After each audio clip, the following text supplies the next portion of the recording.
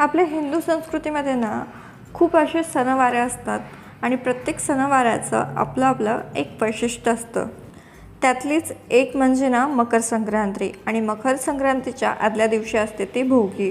भोगीचं आपलंच एक वैशिष्ट्य आहे। भोगीच्या दिवशी आपण करतो भोगीची भाजी आणि बाजरीची तीळ लावून केलेली भाकरी। संक्रांतीच्या वेळेस हिवाळा असतो आणि हिवाळ्यामध्ये भरपूर अशा भाज्या येतात, त्याचीच मिश्र भाजी भोगीच्या दिवशी केली जाते। सोबतच बाजरीची भाकरी देखील केली जाते, कारण बाजरी गरम असते आणि हिवाळ्यामध्ये तर बाजरी आवर्जून खायला हवी।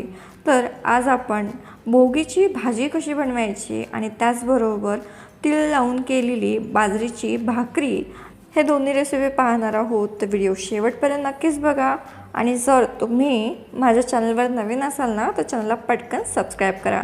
चला तर मग भोगीची चवदार अशी भाजी बनवायला सुरुवात करूया। भोगीची भाजी बनवण्यासाठी आपल्याला भरपूर अशा भाज्या लागतात। हिवाळ्याच्या सीझनमध्ये ज्या ज्या भाज्या येतात ना त्याचा वापर भोगीची भाजी बनवण्यासाठी केला जातो। तर सर्वप्रथम इथे मी अर्धी वाटी गाजर घेतले, त्याचे तुकडे करून घेतलेत मी। आपल्याला अर्धी वाटी लागणार आहे वालच्या शेंगा, सोबतच अर्धी वाटी घेवड्याच्या शेंगा देखील मी अशा तोडून घेतलेल्या आहेत। पाव वाटी घेतला पावटा, त्याच्या बिया काढून घेतलेल्या आहेत। जी मोठ्या आकाराची बोरं असतात ना ती या पद्धतीने मी कट करून घेतलेली आहे। जर गावरान बोरं असतील तर तुम्ही अख्खी देखील घालू शकता। आता थोडेसे इथे भुईमुगाच्या शेंगा घ्यायच्यात आणि मटारचे दाणे देखील आपल्याला इथे घ्यायचे आहेत। आणि इथे मी तो जांभळ्या आकाराचा पावटा येतो ना तो त्याचे बिया काढून घेतलेले आहेत। आता यामध्ये हरभऱ्याचे ओले दाणे, तुरीचे ओले दाणे देखील तुम्ही वापरू शकता, ते देखील छान लागतात। इतर जिन्नस देखील आपण पाहून घेऊ। तर सर्वप्रथम मी थोडीशी चिंच पाण्यामध्ये भिजवत ठेवली आहे। इथे एक बटाटा मी कट करून पाण्यामध्ये घालून ठेवला आहे, जेणेकरून तो काळा नाही पडणार। वांगी देखील मी एक घेऊन कट करून पाण्यामध्ये घालून ठेवली आहे। एक छोट्या आकाराचा टोमॅटो कट करून घेतला आहे। वाटीभर बारीक चिरलेलं पालक घेतलं आहे, बारीक चिरलेली कोथिंबीर घेतलेली आहे आणि सोबतच आपल्याला घ्यायचं आहे कढीपत्ता। तर भोगीची भाजी बनवण्याकरिता आपल्याला एका कढईमध्ये 2 ते 3 मोठे चमचे तेल छान असं गरम करून घ्यायचं आहे। भोगीच्या भाजीला तेल थोडं जास्त लागतं, तर थोडं तेल जास्तच घाला। तेल छान तापू देऊया। तेल छान तापलं ना की त्यामध्ये 1 चमचाभर मोहरी घालायच्या। मोहरी तडतडली की चमचाभर जिरं घालायचं आहे। यात चिमूटभर हिंग देखील घालूया आणि थोडीशी कढीपत्त्याची पानं घालायची, छान अशी तडतडू द्यायची। कढीपत्ता उडू नये म्हणून मी थोडंसं झाकण ठेवलं त्यावरती। कढीपत्ता छान असा फ्राय झाला ना की 2 चमचे आपल्याला यामध्ये खोबऱ्याचं कूट घालायचं आहे। सोबतच थोडंसं आलं देखील किसून घालायचं आहे। त्याला थोडा वेळ मस्त असं फ्राय होऊ देऊया। थोडा वेळ खोबरं तेलामध्ये छान फ्राय झालं ना की त्यामध्ये आपल्याला 1.5 चमचा लाल मिरची, पाव चमचा हळद आणि सोबतच एक अर्धा चमचा गरम मसाला घालायचा आहे। थोडंसं हलकंसं याला तेलामध्ये परतून घ्यायचं, जेणेकरून मसाले चवीला छान लागतात। आता यामध्ये चवीप्रमाणे मीठ घालायचं आहे। हलकंसं तेलामध्ये सर्व जिन्नस परतून घेऊया। आता या स्टेजवरती एक एक करून भाज्या आपण यामध्ये घालू। इथे घेवडा, वालच्या शेंगा, हिरव्या कलरचा पावटा जो येतो ना तो। आता इथे आपल्याला पावटा घालायचा आहे। मटारचे दाणे, भुईमुगाच्या शेंगा देखील घालूया। आता सर्व जिन्नस व्यवस्थित असे मिक्स करून घेऊ, झाकण ठेवू आणि मंद आचेवर एक 2 ते 3 मिनिटे शेंगा आपण वाफवून घेऊ। 2 ते 3 मिनिटांमध्ये शेंगा छान वाफले गेलेले आहेत, तुम्ही बघू शकता। आता इतर जिन्नस आपल्याला यामध्ये ॲड करायचे आहेत। तर इथे मी बटाटा, गाजर, आपण धुवून बाजूला ठेवलेली वांगी घालायची आहे आणि सोबतच आपल्याला बोराचे तुकडे देखील घालायचे। सर्व जिन्नस व्यवस्थित एकजीव करायचे।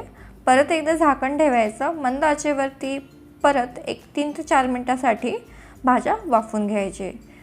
3 ते 4 मिनिटांमध्ये भाज्या हलकेशा परतून होतात, तुम्ही बघू शकता। आता या स्टेजवरती आपल्याला टोमॅटो, पालक आणि थोडंसं पाणी यामध्ये घालायचं आहे। आमटाने भाज्या शिजत नाहीत याकरिता टोमॅटो आणि चिंच आपल्याला सर्वात शेवटी घालायची आहे। चिंचेचा कोळ देखील मी या स्टेजवरती घातला आहे। थोडंसं गूळ देखील घालायचं।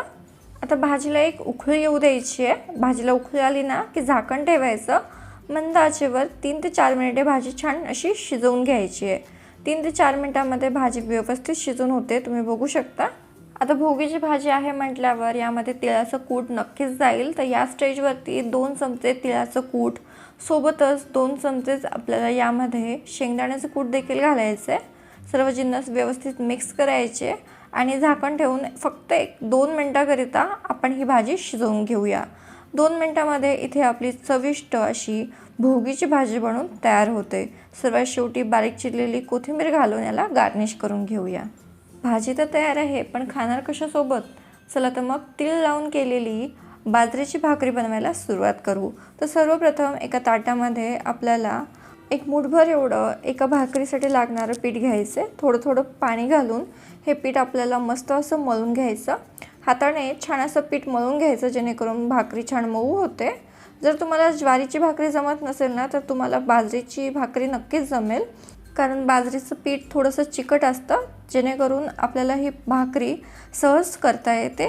आता पीठ मळून झाल्यावर थोडंसं कोरडं पीठ घेऊन हातावरती अशी याची पारी तयार करायची आणि थोडंसं खाली पीठ घालून हलक्या हाताने भाकरीचे फक्त कॉर्नरच आपल्याला थापून घ्यायचे आहेत। भाकरी मध्यभागी थापायची नाही। जर आपण कॉर्नर थापले ना, भाकरी ऑटोमॅटिक ती गोल होते। जर भाकरी हाताला चिटकत असेल ना, थोडं थोडं हाताला कोरडं पीठ लावायचं जेणेकरून भाकरी हाताला चिटकत नाही।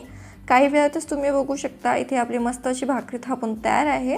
तर वरतून आपण थोडेसे तीळ लावून घेऊ आणि हलक्या हाताने तीळ भाकरीला प्रेस करून घेऊ जेणेकरून ते भाकरीला चिटकले जातात।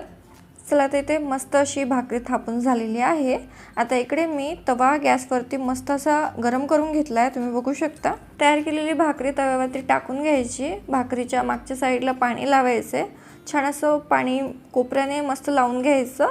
मोठ्या आचेवरती फक्त 2 मिनिटासाठी भाकरी भाजून घ्यायची आणि नंतर भाकरी आपल्याला पलटवून घ्यायची आहे। जर आता तुम्हाला भाकरी मऊ हवी असेल तर गॅस मोठा करूनच भाकरी भाजून घ्यायची आणि जर भाकरी तुम्हाला थोडीशी ठिसूळ हवी असेल तर मध्यम आचेवरच ही भाकरी आपल्याला सगळ्या साईडने भाजून घ्यायची आहे।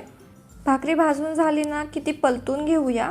गॅस मोठा करू आणि मोठ्या आचेवरती भाकरी आपण भाजून घेऊया। तुम्ही बघू शकता भाकरी किती अशी मस्त टम्म फुगत आहे। अगदी सुंदर अशी भाकरी फुगलेली आहे। सर्व साईडने आपण भाकरी भाजून घेऊ आणि इथे आपली तेल लावून केलेली खमंग अशी बाजरीची भाकरी बनून तयार आहे। चला तर मग गरमागरम भाकरी भोगीच्या भाजीसोबत एन्जॉय करूया। तर गरमागरम भाकरी आणि गरमागरम भोगीची भाजी चवीला अगदी भन्नाट लागते। तर तुम्ही या संक्रांतीला या पद्धतीची भोगीची भाजी आणि तीळ लावून केलेली बाजरीची भाकरी माझ्या पद्धतीने नक्कीच करून बघा। कशी झाली कमेंट बॉक्सद्वारे आम्हाला कळवा। आजची रेसिपी आवडली असेल तर व्हिडिओला लाईक करा, तुमच्या फ्रेंड्स आणि फॅमिलीला जरूर शेअर करा। चॅनलवर नवीन असाल तर चॅनलला सबस्क्राईब करा।